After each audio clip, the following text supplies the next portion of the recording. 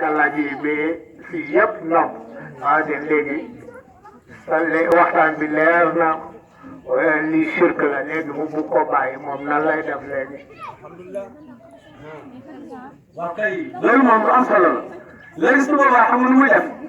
day bu bagaasam yépp maanaam indi ko ci daara ji nga xam ni tableau bii yenn saa yi nga dajeeg benn nit yàlla bu mel ni yow dem jàkkaarloo tableau bi di ñaanal jaamu yàlla yi nga xam dañoo simmel ko ba sukk di jooy di leen ñaanal yàlla ci loo yëgul yow moo tax indi sa garage fii maanaam ay ngëneel yu bëree ngi si parce que dëkk boo jaar nit yàlla yi dañuy ñaanal ñu simmel ko ci lii dañ leen di ñaanal yàlla bur bi taara koo taala léegi kenn ma kon nan laay def lu may yor ma ne ko soo yeewoo rek neen alhamdulilahi rabbil alamin képp ku yeewu sant sa borom te bokkaale woo ko yàlla dana la suturaal da nga am ak yokkute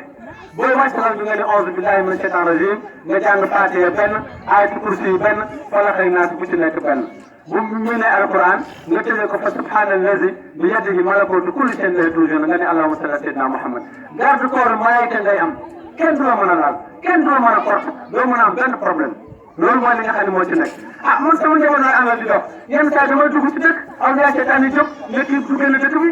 dañ lay jéem a lijjanti